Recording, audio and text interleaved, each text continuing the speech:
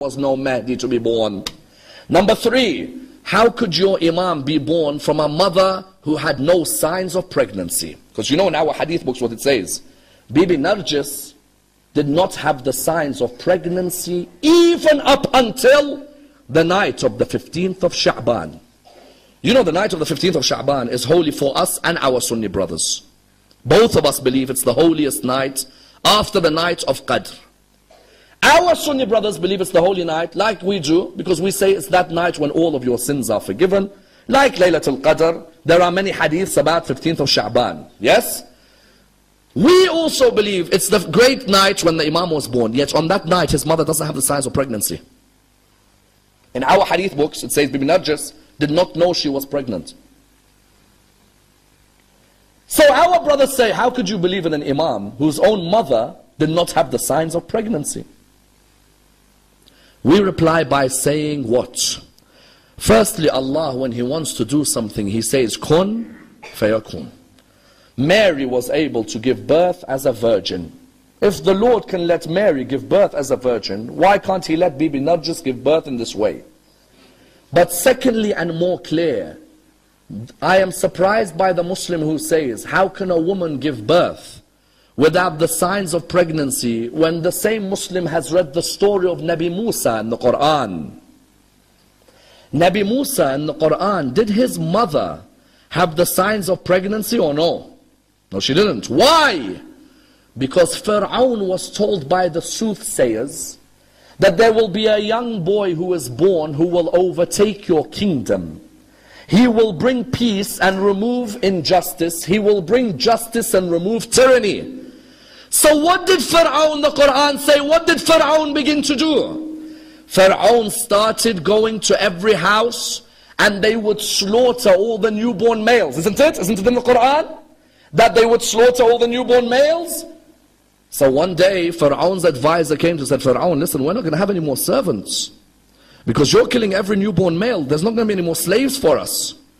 So Fir'aun said, very well, 1 year we're going to kill, the other year we're going to let people live. In the year he let people live, Nabi Harun was born. In the year he let the boys live, Nabi Harun was born. In the year he wanted to kill, Nabi Musa was born. Every Muslim believes Nabi Musa's mother did not have the signs of pregnancy when she gave birth to Nabi Musa. Why? Had she had the signs of pregnancy, they would have killed her and the child, isn't it?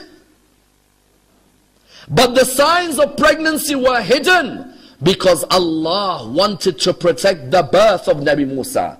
If Allah removed the signs of pregnancy to protect the birth of Nabi Musa, why Allah could not remove the signs of pregnancy to make sure that the birth of Imam Sahib al-Asr al-Zaman went ahead?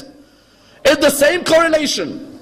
The same correlation exactly, that when someone says, how is it Bibi Narjis was able to give birth without signs? Because, you know, Sayyidah Hakima, the auntie of Imam al-Askari, the sister of Imam al-Hadi, she says on the night of 15th of Sha'ban, I've been told by Imam al-Askari, come and break your fast with us. Tonight the Hujjah will be born. And I'm looking at him thinking, but there's no signs of pregnancy.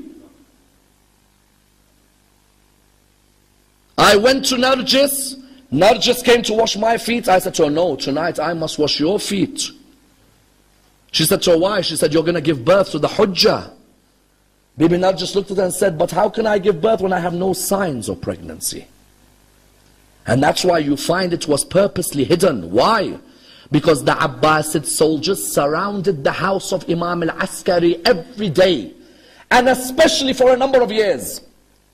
Sheikh al-Saduq and Sheikh al-Kulayni give two different names to the mothers of Imam al-Zaman. One says the mother of Imam al-Zaman was a Roman princess.